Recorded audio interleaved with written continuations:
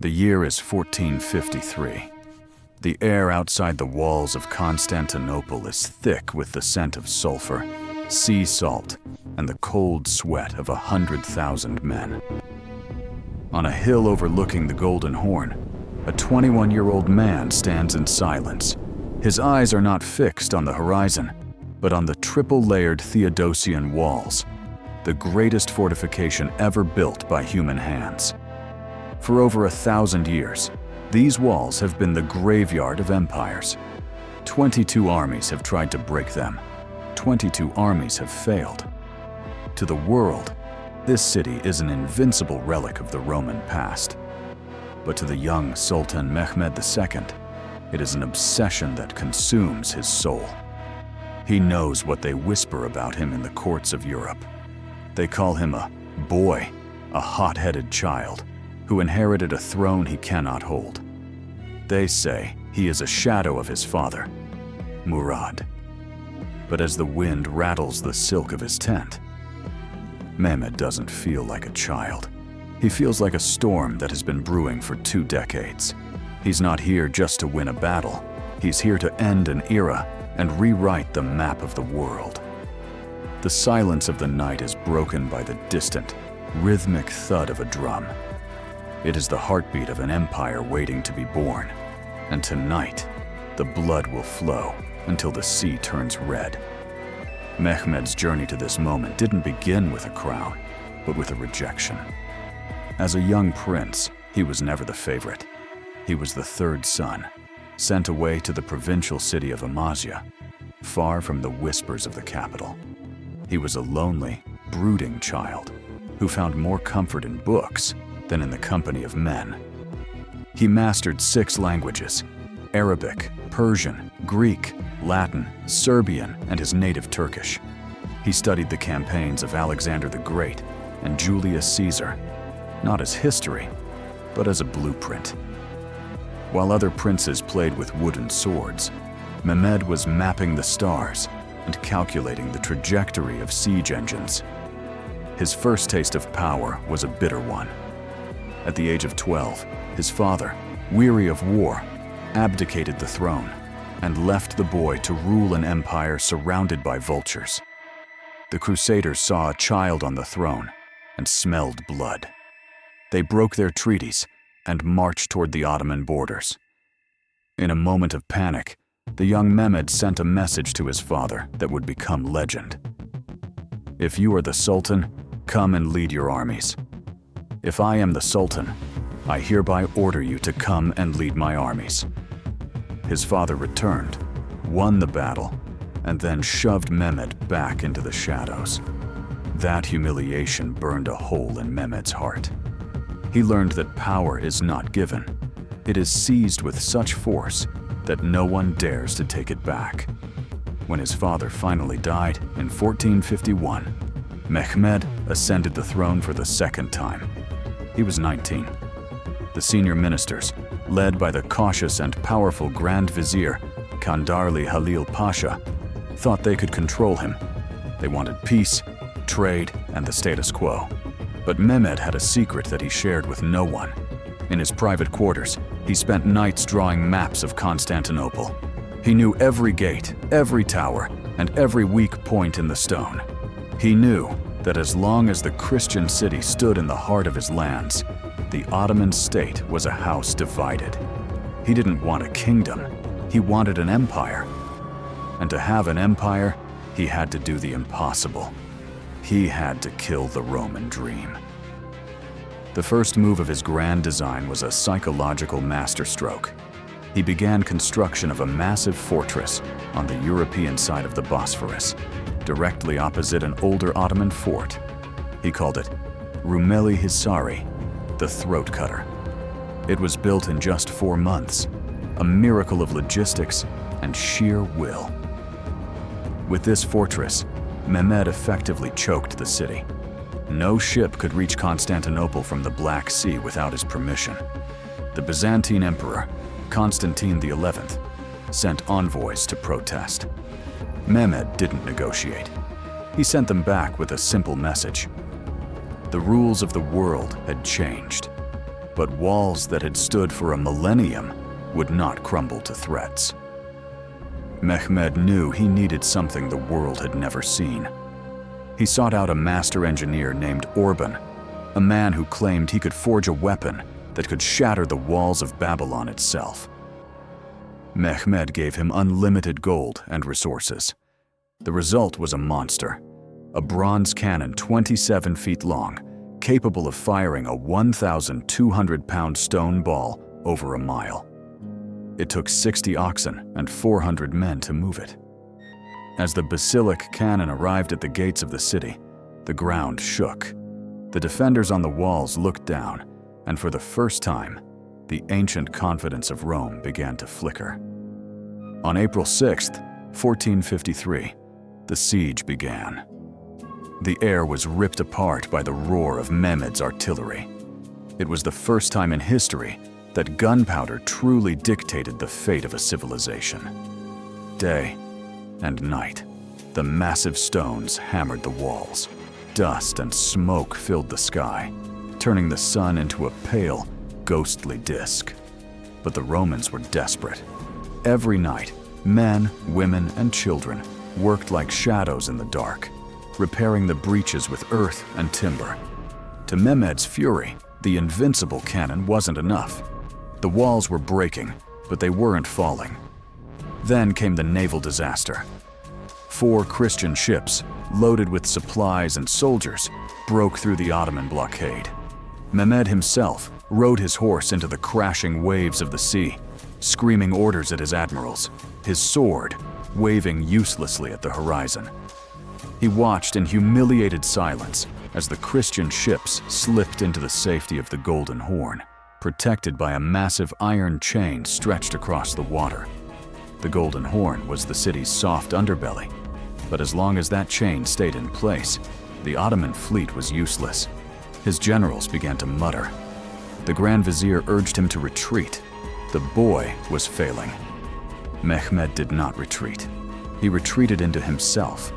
For 3 days, he stayed in his tent, refusing to see anyone. His advisors whispered that he was broken, that the weight of the crown had finally crushed him. But inside that tent, Mehmed wasn't grieving. He was calculating. He looked at the maps of the Golden Horn, the narrow stretch of water that protected the city's northern flank. The iron chain across the mouth of the bay was impassable. But what if he didn't go through the water? What if he went over the land? It was a plan that bordered on madness. Between the Bosphorus and the Golden Horn lay a steep, rugged hill covered in thick forest. Mehmed ordered thousands of workers to level a path and lay down a track of wooden planks. He gathered every barrel of oil and animal fat in the camp to grease the wood. On the night of April 22nd, under the cover of darkness and the distracting roar of his cannons hitting the main walls, a miracle of engineering began.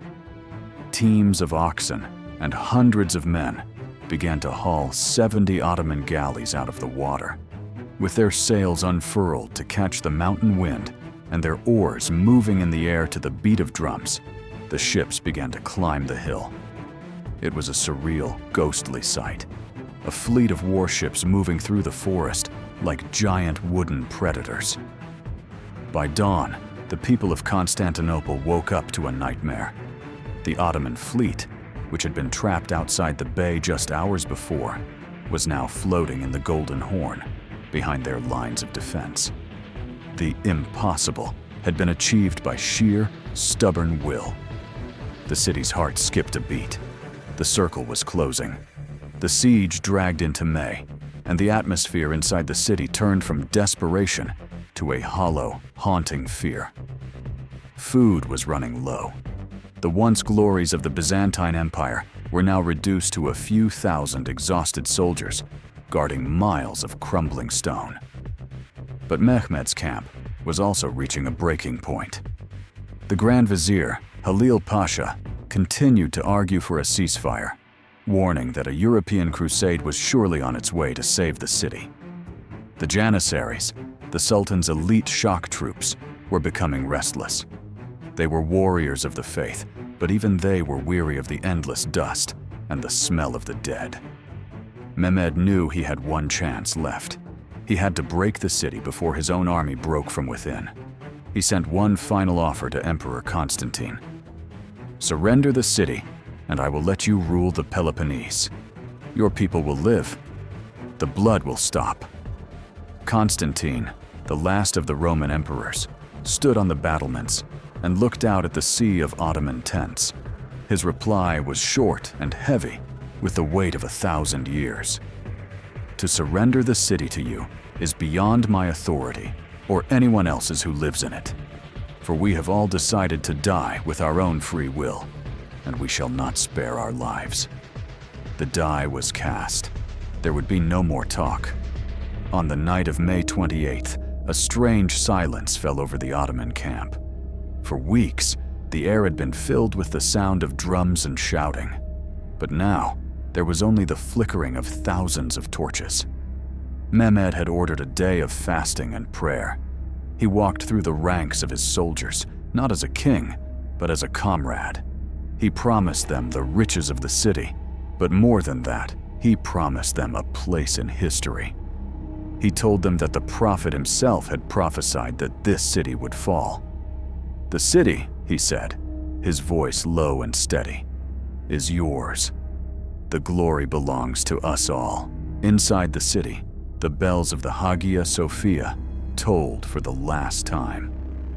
Orthodox and Catholic, who had spent centuries arguing over dogma, stood side by side in the great cathedral, weeping and praying for a miracle that would never come. Emperor Constantine took off his imperial regalia, knowing that if he was to die, he would die as a common soldier. The stars were hidden behind thick clouds, and a strange red fog settled over the Bosphorus. Some said the spirit of the city was leaving. At 1:30 in the morning on May 29th, the silence was shattered. Mehmed launched the final assault. He didn't send his best men first.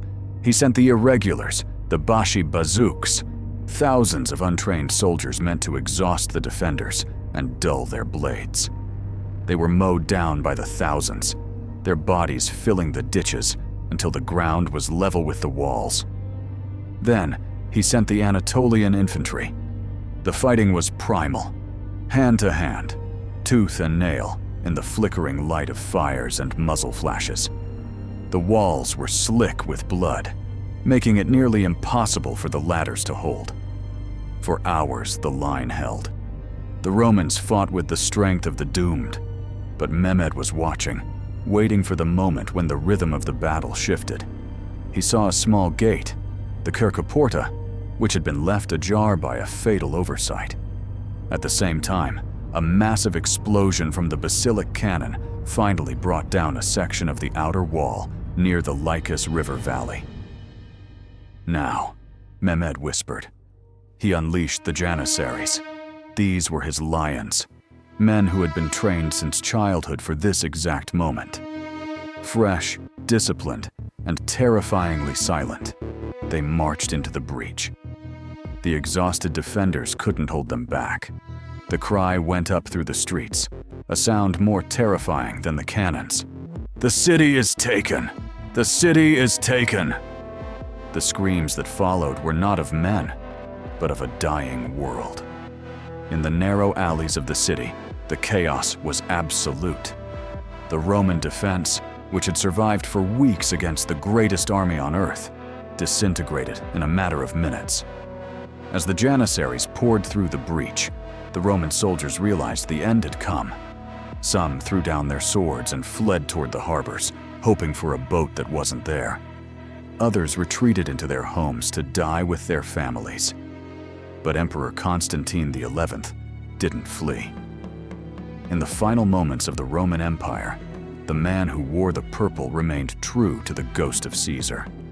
Legend says he looked at the approaching Ottoman tide, stripped off his imperial ornaments, the eagle-crested boots, the jeweled crown, and threw them into the dust. He did not want to be captured and paraded like a trophy.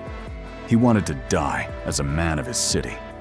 With his sword drawn and his face obscured by the grime of battle, he charged into the thickest part of the fighting. He was never seen again. No body was ever identified. The last emperor of the Romans vanished into the smoke of history, leaving behind a throne that was now cold and empty. By noon, the Ottoman flags were flying from the highest towers of the city. The sun, which had been hidden by the smoke of the basilic cannon, finally broke through, illuminating a scene of utter devastation. For 3 days, the city was subjected to the customary sack. It was the brutal reality of medieval warfare, a dark reward for the soldiers who had risked everything. But as the looting began, Mehmed II didn't join the celebration. He rode his white horse slowly through the gate of Carisius, his eyes scanning the ruins of the world he had just broken. He didn't look like a triumphant conqueror. He looked like a man walking through a graveyard. He saw the ancient palaces, once the envy of the world, now crumbling and overgrown with weeds. He saw the marble statues of heroes and gods lying shattered in the mud. For Mehmed, the victory was bittersweet. He had won the city, but he had inherited a corpse. As he approached the great church of Hagia Sophia, the crown jewel of Eastern Christendom, he saw a soldier hacking at the precious marble floors. Mehmed's voice cut through the air like a blade. "Stop!" The soldier froze. Mehmed dismounted and walked toward the man. In a voice that brooked no argument, he reminded his army that while the people and the spoils belonged to them, the buildings and the city itself belonged to the Sultan. He was not here to destroy, he was here to claim. He reached down, picked up a handful of dust, and poured it over his turban in a gesture of humility. Then, he entered the cathedral. The silence inside Hagia Sophia was heavy. Thousands of Christians had sought sanctuary within its massive walls, believing that an angel would descend from heaven to strike down the invaders. Instead, they found a 21-year-old sultan. Mehmed walked to the center of the dome, looking up at the golden mosaics that had looked down on emperors for 900 years. He didn't order them destroyed. He stood there for a long time, lost in the scale of the history he had just inherited.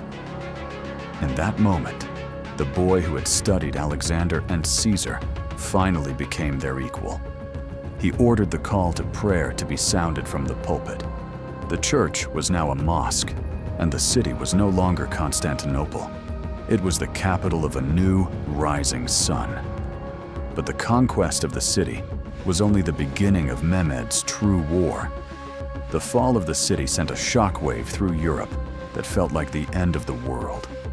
In Rome, the Pope wept. In Venice and Genoa, the markets panicked. The terror of the Turk became a living nightmare for the West. But inside the city, Mehmed was facing a different kind of threat, his own inner circle. Kondarli Halil Pasha, the Grand Vizier who had served Mehmed's father and grandfather, still sat at the Sultan's right hand. Halil had always been a voice of caution, a man who believed the Ottomans should remain a regional power rather than a global empire. He had secret ties to the West and had tried to sabotage the siege from within. To Mehmed, Halil represented the old world, a world of compromise and hesitation. A few weeks after the conquest, Mehmed summoned the old vizier to his tent. The atmosphere was thick with tension. Halil, sensing his time had come, walked in with the dignity of a man who had ruled behind the throne for decades. Mehmed didn't use many words. He looked at the man who had doubted him, who had called him a child, and who had tried to hold back the tide of history. "The city is mine," Mehmed said softly, "and I am the Sultan." Halil Pasha was arrested and executed shortly after. It was a cold, calculated move that sent a clear message to the Ottoman nobility. The era of the viziers was over. The era of the autocrat had begun. From that day on, Mehmed was no longer just a king. He was Fatih, the Conqueror. He was the sole shadow of God on earth, and his word was the only law that mattered. With the internal threats neutralized, Mehmed turned his gaze outward. He didn't want a city of ruins. He wanted a city that would dwarf Rome and Baghdad combined. He issued a decree that any person, Greek, Turk, Jew, Armenian, who had fled the city could return with their property and their faith protected. He forcibly moved thousands of families from across his empire to repopulate the empty streets. He began a massive building project, turning the crumbling Roman capital into a vibrant, multicultural metropolis. He built the Topkapi Palace, a labyrinth of power and beauty that would house the sultans for centuries. But the hunger in his soul wasn't satisfied. He spent his nights studying maps of Italy. He looked at the Adriatic Sea and saw a bridge to Rome. To Mehmed, he was the legitimate successor to the Roman emperors. If he held the new Rome, Constantinople, it was only right that he should hold the old Rome as well. The world watched in horror as he began to dismantle the remaining independent states of the Balkans. Serbia fell. Bosnia fell. The Duchy of Athens was extinguished. His armies moved like a machine. But in the mountains of Wallachia, Mehmed would encounter a monster that even he wasn't prepared for. A man who had once been a hostage in Mehmed's own court, a man who knew the Ottoman way of war perfectly, and a man whose cruelty would become the stuff of legends. His name was Vlad Tepes, Dracula. The relationship between Mehmed and Vlad was not one of strangers, but of brothers who had grown to hate one another.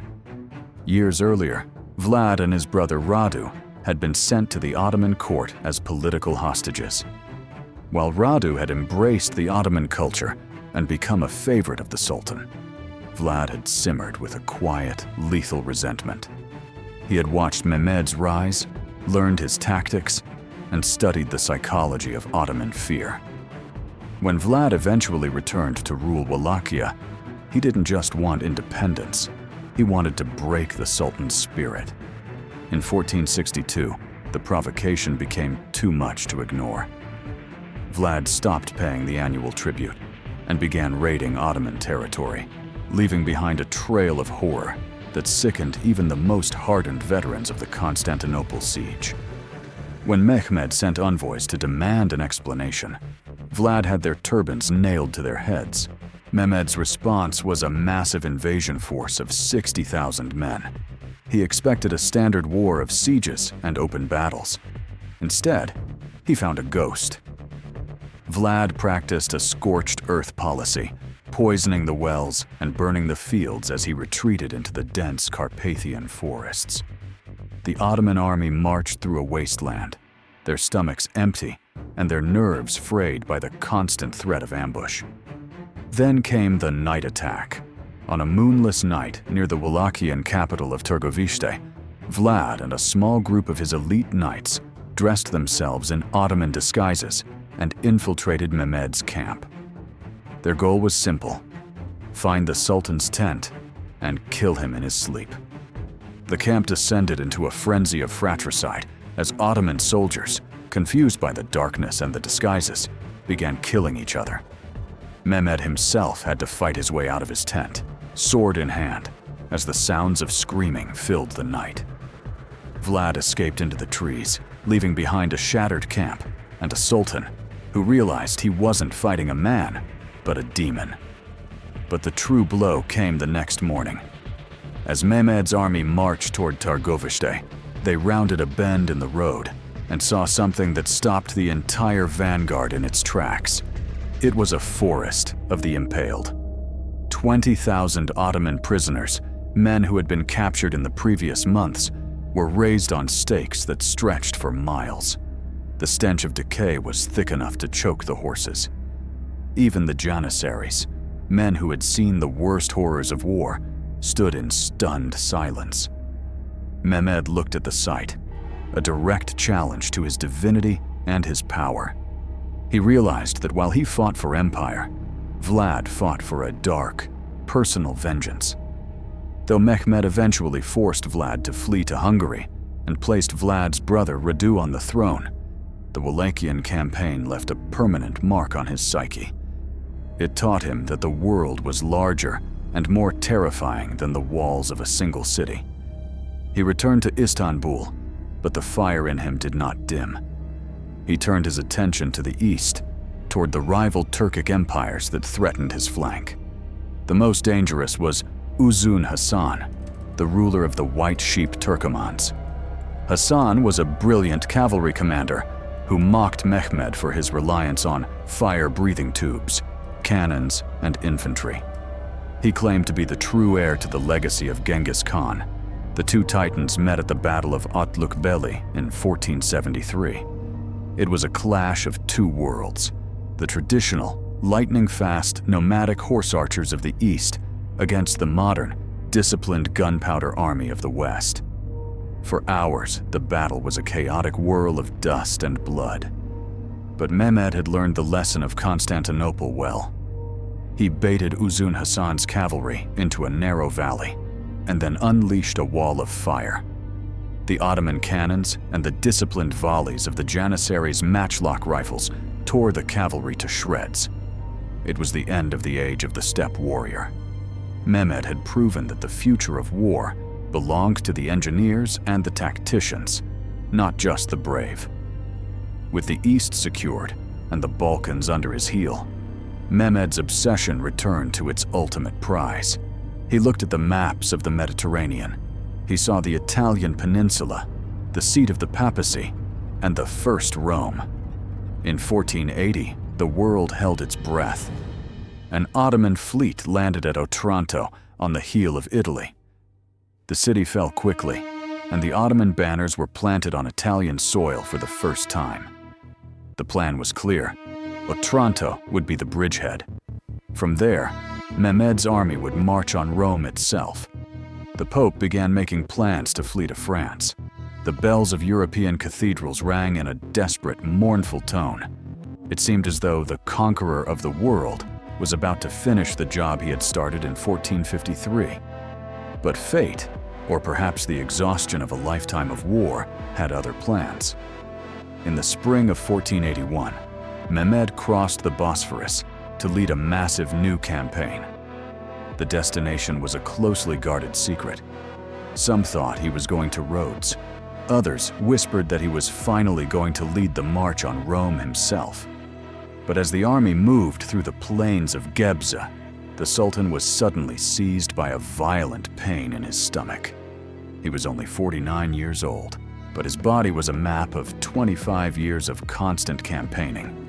He had survived assassination attempts, plagues, and the stress of ruling an empire that stretched across 2 continents. As his physicians hovered over him, the pain grew worse. On May 3rd, 1481, the man who had brought the Middle Ages to an end drew his last breath. The silence that followed his death was more terrifying than the roar of his cannons. His ministers kept his death a secret for days, fearing that the Janissaries would burn the capital if they knew their leader was gone. His body was brought back to Istanbul in a closed carriage, treated as if he were merely ill. It wasn't until his son Bayezid reached the city that the truth was revealed. The news of his death reached Europe weeks later. When the word arrived in Rome, the city erupted in celebration. The Pope ordered the church bells to ring for 3 days, and a massive feast was held. They thought the Grand Turk was dead, and therefore the danger was over. But they were wrong. Mehmed II did not just leave behind an empire, he left behind a blueprint. He had taken a fractured, nomadic state and turned it into a centralized, modern powerhouse. He had bridged the gap between the medieval and the modern world. He was a man of contradictions, a poet who loved the scent of roses, and a warlord who could watch a forest of men be impaled without blinking. He was a scholar of the Renaissance who practiced the brutal politics of the East. Today, he lies in the Fatih Mosque, built on the site where the Roman emperors once rested. His tomb is a place of silence and shadows, A quiet end for a man who spent his life in the roar of battle. As the sun sets over the minarets of Istanbul, the city he remade in his own image, the legacy of Mehmed the Conqueror remains etched into every stone. He didn't just conquer a city. He didn't just end an empire. He created a world where the East and West would forever be locked in a dance of fire and shadow. A world that still trembles at the memory of the 21-year-old boy who looked at the invincible walls of Rome and decided they were meant to fall. The Roman dream was dead, but the Ottoman dawn had only just begun.